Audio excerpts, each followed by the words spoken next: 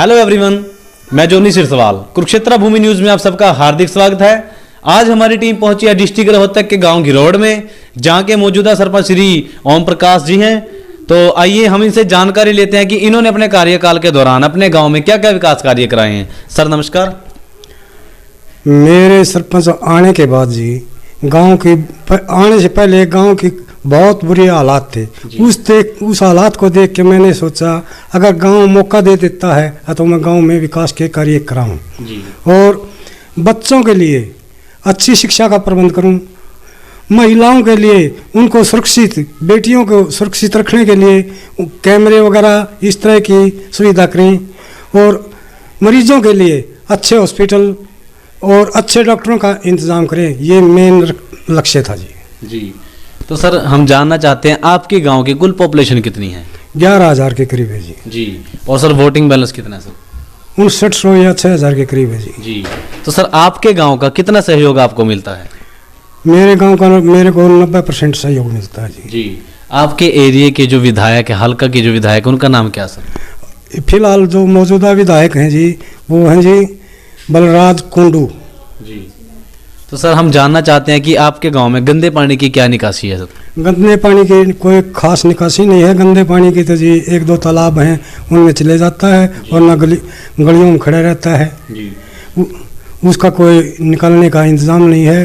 कोशिश कर रहे हैं जी आगे हो जाए, इसका निकालने की कोई सुविधा हो जी।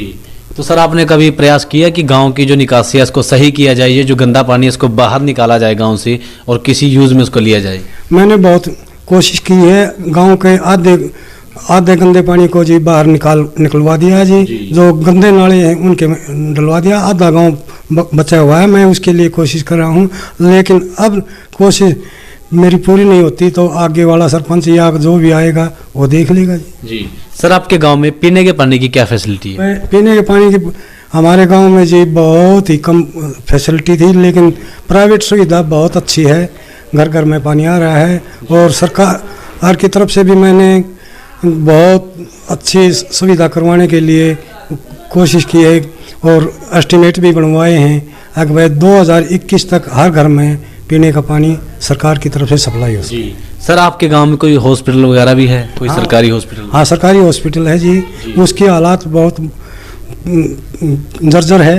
वहाँ पे पेशेंट या डॉक्टर या कर्मचारी के किसी का भी हादसा होने का खतरा था, लेकिन मैंने उसको शिफ्ट एक गांव के चौपाल के अंदर उसकी मरम्मत वगैरह करा के अच्छे पोजीशन बना के हॉस्पिटल की तरह करके वहाँ पर शिफ्ट कर दिया है। जब तक वो हॉस्पिटल की सरकारी बिल्डिंग नहीं बनती तब तक यहाँ काम करेंगे, चाहे कोई भी पंचायत है वो आ रहेंगे जी। सर आपके गांव की जो पंचायती भूमि है वो कितनी है सर? हमारे गांव की पंचायती भूमि 374 एकड़ है जी। और उसकी सालाना इनकम कितनी है और उसको कहाँ कहाँ पे गांव में यूज किया जाता है? वो पंचायत सालाना इनकम जी 5-6 लाख रुपए सालाना है जी। और उसको जी गांव में, अस्पताल में या चौपाल में या गलियों में या जो तालाबों में पानी के लिए जी उसका इस्तेमाल यूज होता है जी। सर अगर आपको नेक्स्ट टाइम गांव की तरफ से मौका मिले फिर से ये सेवा करने का, तो क्या आप इलेक्शन लड़ोगे? अगर मेरा गांव मेरे को कहता है तो इलेक्शन में 100% इलेक्शन लड़ूंगा जी। और सर फिर सबसे पहले आपके क्या क्या कदम आप उठाएंगे अपने गांव के प्रति, जिनसे गांव को फैसिलिटी मिले और अच्छा जो है एक लेवल गांव का बने? सबसे पहले जी मेरा ये कदम है जी, गांव में किसी प्रकार की कोई दिक्कत नहीं हो, बच्चों के लिए, महिलाओं के लिए अच्छी सुविधा हो, कैमरे लगवाऊं और स्कूल में अच्छे टीचर का इंतज़ाम करूं, हॉस्पिटल में अच्छे डॉक्टर और कर्मचारी होने चाहिए जिससे पेशेंट परेशान ना हो, और पीने के पानी की जो भी सुविधा रुकी हुई है वो आगे पूरी कर दूंगी जी। सर आपके गांव में सफाई कर्मचारी कितने हैं सर? हमारे गांव में सिर्फ सफाई कर्मचारी 4 ही हैं जी। हैं। सर नशा जो है आज के टाइम में बहुत ही एक चिंता का विषय बन चुका है और आगे चल करके वो करप्शन का रूप लेता है। फिर कोई ना कोई निर्भया कांड, कोई ना कोई मनीषा कांड, देश पे कोई ना कोई अत्याचार उसके जो है होते रहते हैं फिर। और कहीं ना कहीं नशे का बहुत बड़ा अहम रोल जो है करप्शन के मामले में जो होता है, ये नशे का ही अहम रोल होता है सर। तो हम जानना चाहते हैं कि आपके गाँव का युवा, उनका जो ध्यान है नशे की तरफ ना जाए, आपने उनके लिए कोई फैसिलिटी प्रोवाइड कराई है, जैसे कोई जिम या कोई अपना व्यायामशाला या कोई खेल ग्राउंड? देखो जी, हमने 2-3 तो वो खोल रखे हैं जिम वगैरह, और जो अखाड़े बोलते हैं जिसमें बच्चे कुश्ती वगैरह करते हैं वो करते हैं जी। और नशा जो शराब के ठेके वगैरह हैं उनके लिए हम बार बार सरकार को लिखते हैं कि भाई मेरे गांव में ठेका नहीं हो रहना चाहिए, मेरे गांव से बाहर जाना चाहिए, लेकिन वो सरकार के ऊपर डिपेंड करता है। हमारा काम है सिर्फ डिमांड करना, लिख के भेजना, वो सरकार क्या करती है। लेकिन फिर भी हम ठेके के शराब के नशे के जो ठेके हैं उनको क्लोज कराने की कोशिश करते हैं जी। सर आपके गांव में कोई पार्क भी है? नहीं, कोई हमारे गांव में कोई पार्क नहीं है जी। अगर मेरा गांव आगे के लिए मौका देता है तो पार्क की भी सुविधा करेंगे जी। बिल्कुल सर, गांव में बेटियों की सुरक्षा के लिए आप क्या क्या कदम उठाना चाहते हो? पहला कदम तो ये गांव बेटियों की सुरक्षा के लिए जी उनके हर एक चौक पे सीसीटीवी कैमरे लगवाए जाएं जी। और चारों तरफ जो हमारे गांव के चौकीदार हैं भाई उनका भी लड़कियों का स्कूल में आने जाने का टाइम है वो गश्त लगाएं जी। बिल्कुल बिल्कुल। और सर शिक्षा के स्तर पे बात करें, आपके गांव में कितनी कक्षा तक का स्कूल है फिलहाल? +2 का जी है जी। उसके बाद अगर बच्चे पढ़ना चाहें तो कहाँ पे जाते हैं? मदीना जाते हैं, रोहतक जाते हैं जी, महम जाते हैं जी। जी सर, कोई ऐसी समस्या जो आपके गांव की अब तक जो आप पूरी करना चाहते थे, उसको कंप्लीट करना चाहते थे और वो अभी तक वो काम हो नहीं पाया क्योंकि टाइम पीरियड जैसे कि कम बचा हुआ है, तो सर कोई ऐसी समस्या जो आपके दिल में रह गई और गाँव के लिए आप करना चाहते थे?